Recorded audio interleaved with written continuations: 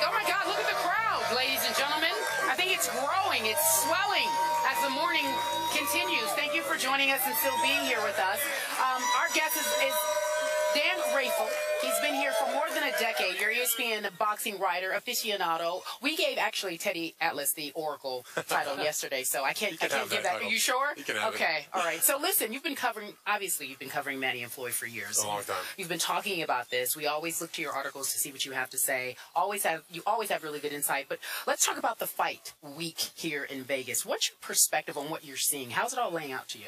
Fight weeks are great in Vegas, but most of the time they don't really get rolling until Wednesday at earliest, maybe Thursday. By Friday, everybody rolls in for the weigh-in. You know, you've been, and then it gets crazy. For this fight, you know, it goes slowly, and it becomes like a bonfire by Friday, Saturday. This week it was like a bonfire on Tuesday when I got here. It was already incredible intensity. Just walking around the casino, the signage, all the fans that were here, just a lot of excitement in the air. And you could just tell, just stepping into the hotel, that this was going to be a big, big week. Well, people are saying that it's the greatest sporting event in recent memory. Is that too much hype, or is it probably the most hyped sporting event? I mean, I don't cover Super Bowls, and I don't go to the Olympics or to the Final Four. I just watch them on TV like everybody else.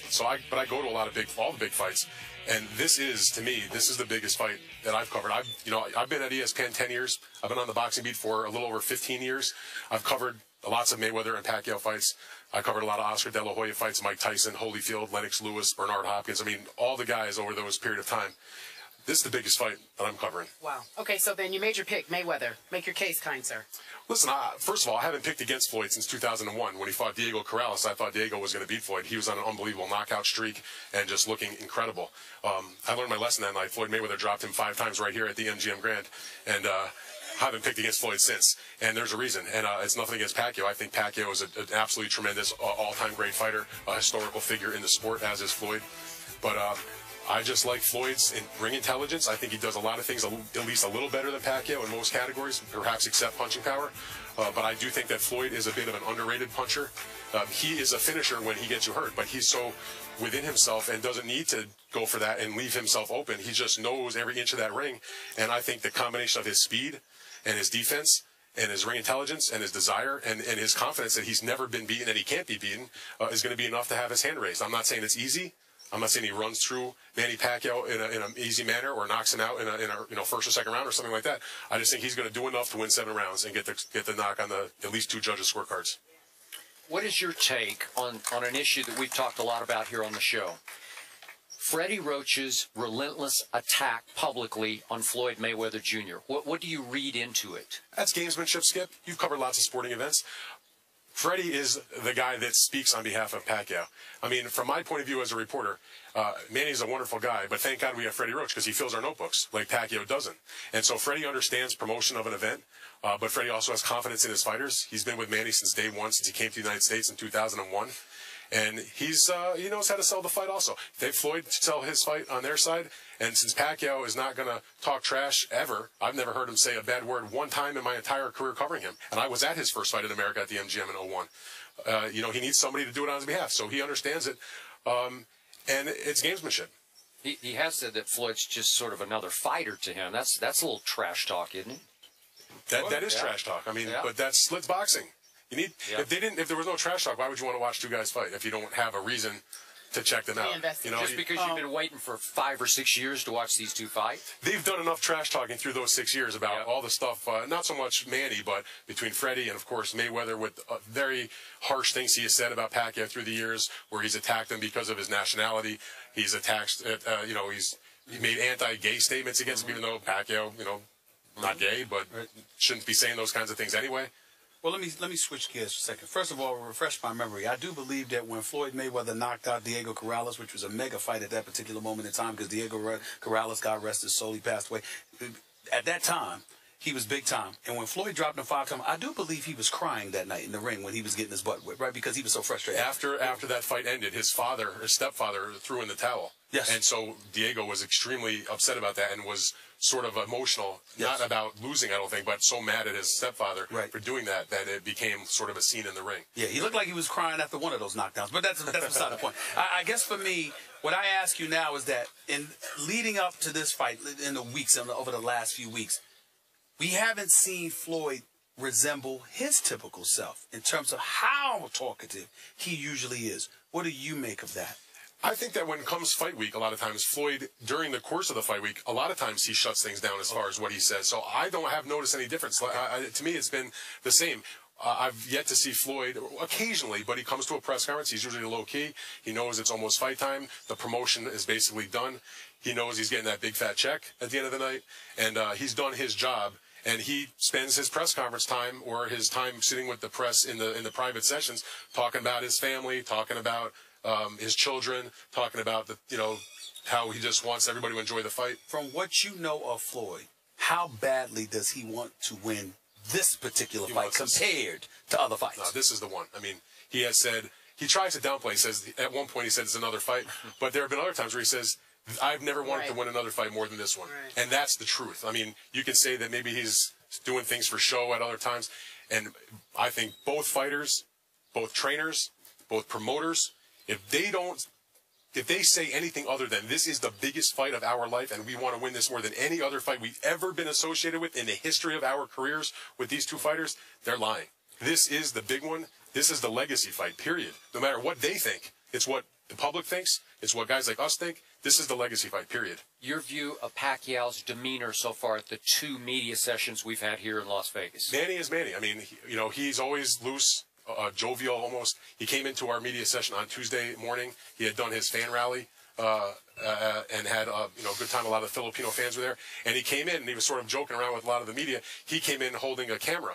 And he sat down in his seat and he pointed out like he was taking pictures of us when usually it's obviously the other way around. So he was loose. He was joking around. He had a great crack. One of the reporters asked him, they're selling a T-shirt among the gazillions of T-shirts they're just selling at the merchandise store. And it's a picture of Floyd Mayweather superimposed over a Filipino flag. And some people took that as being disrespectful to the Filipino people and to their country and to their flag. And so Manny was asked what he thought about that. And he laughed and he said, oh, that's fine. That's good. He wants to join our team, TMT. The Manny team. The Manny team. So Dan Rafael, ladies and gentlemen, he calls it the legacy fight. It's been a pleasure to have you here. Thank you so much. Good job. Very good job. When we come back, it's Curious Court. We ask the crowd what they think. First take on the road in Vegas for the legacy fight. We'll be back in just a few moments. But Mike Tyson was there, and he was sitting in the back where reporters were, and they asked him if he wanted to move to the front, and he said, I try to stay as far away from dirt as possible.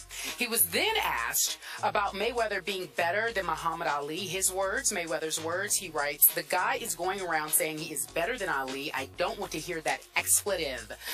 When asked about Floyd, he said this. I was always told by my mother that if you can't say anything nice about someone, don't say nothing. All right, Stephen A. Mike Tyson clearly is not a fan of one Floyd Mayweather, but let's talk about these comments specifically. Inbounds or out of bounds? Well, they're not out of bounds because it's Mike Tyson. They're not out of bounds because he's the former heavyweight champion of the world and he's earned the right to feel any way he wants about a fellow pugilist. It's not my place to say that about him. And not only that, in defense of Mike Tyson in this regard, there are plenty of people who have befriended Floyd over the years that found themselves having a problem with Floyd later on. 50 Cent was one of them. He'll be on the show tomorrow, even though I don't know what the situation is. I think they've made up, but at one time it wasn't that way. So from what I'm told, Mike Tyson and Floyd Mayweather have had their outs. But I don't know. All I can tell you is this. Mike Tyson, did it seem disrespectful? Sure. Calling Floyd dirt?